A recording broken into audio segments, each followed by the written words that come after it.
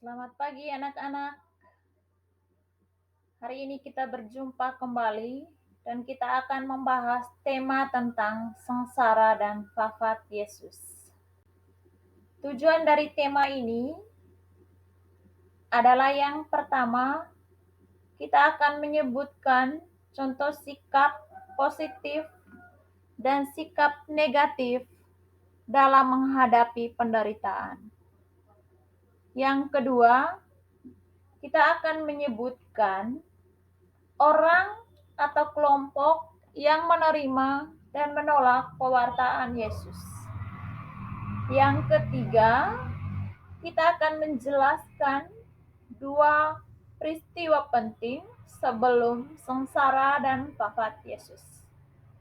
Yang keempat, kita akan menjelaskan sikap Yesus dalam menghadapi sengsara dan wafatnya.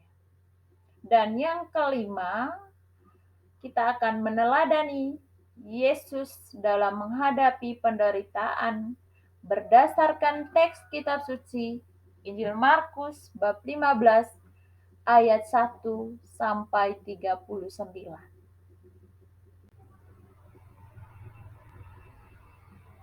Berikut kita akan paparkan satu persatu tujuan dari tema yang akan kita bahas pada hari ini.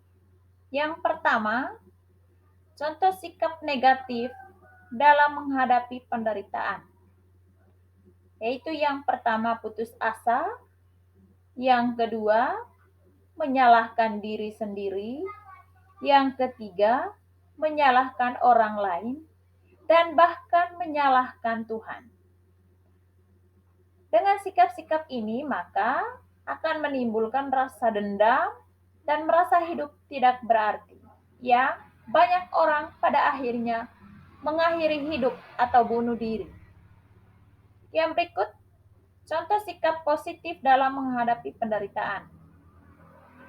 Yang pertama, berusaha tetap tabah, menjalaninya dengan sabar dan tegar, dan harus lebih mendekatkan diri kepada Tuhan dengan menyerahkan seluruh segala persoalan hidup agar kita bisa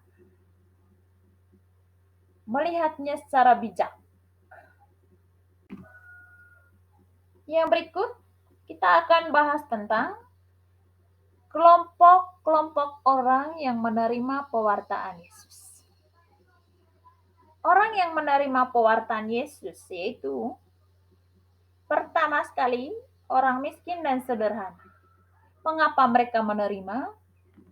Karena mereka inilah yang merasakan secara langsung pewartaan Yesus, baik yang melalui kata-kata maupun melalui mujizatnya.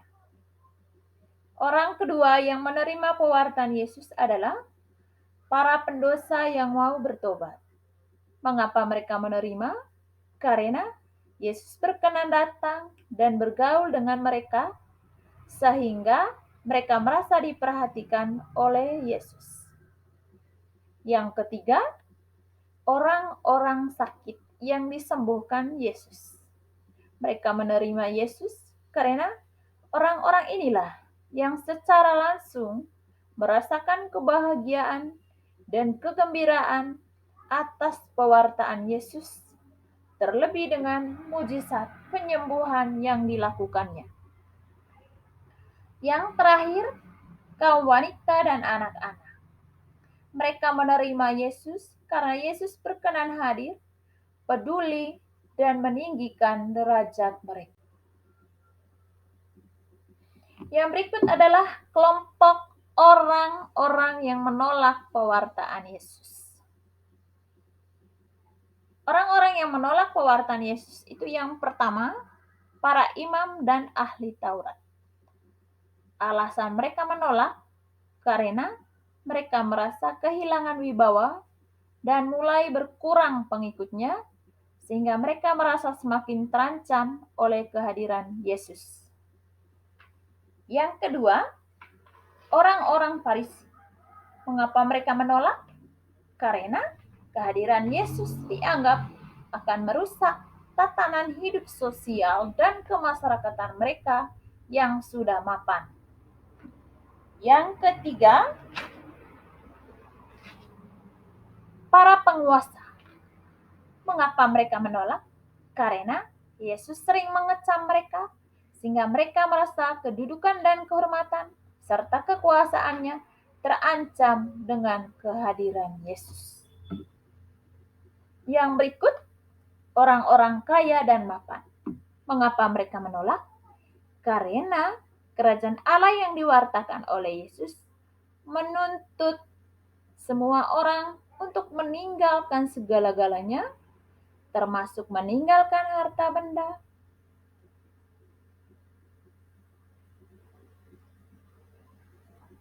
dan segala kemapanan hidup.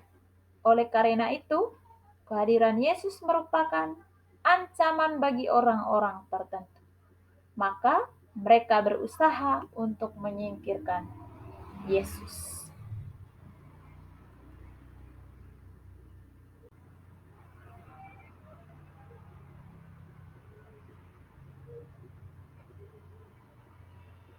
Yang berikut, ada dua peristiwa penting sebelum sengsara dan wafat Yesus.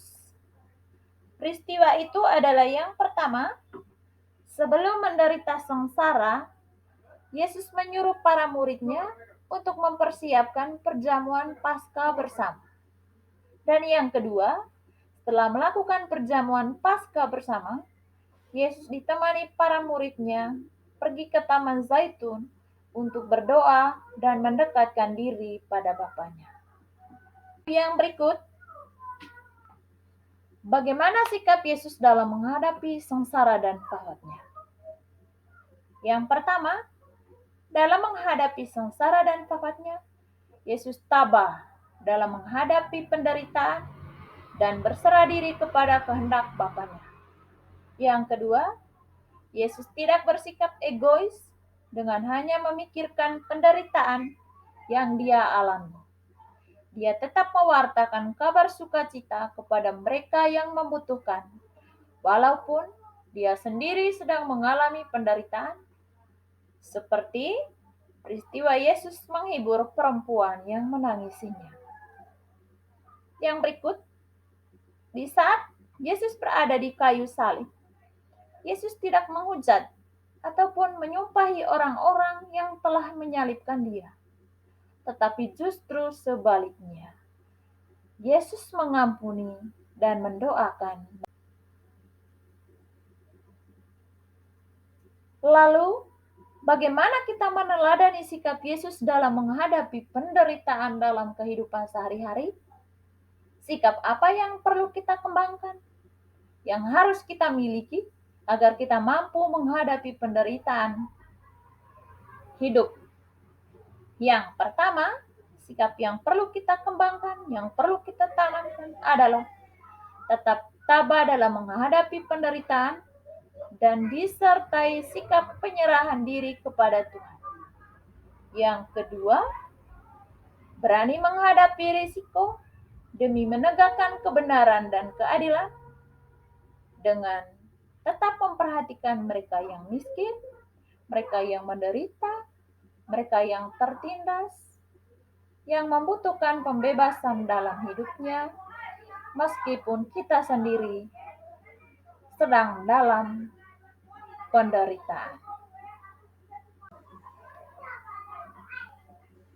Anak-anak yang terkasih, materi kita sudah disampaikan. Semoga bermanfaat. Sekian dan terima kasih.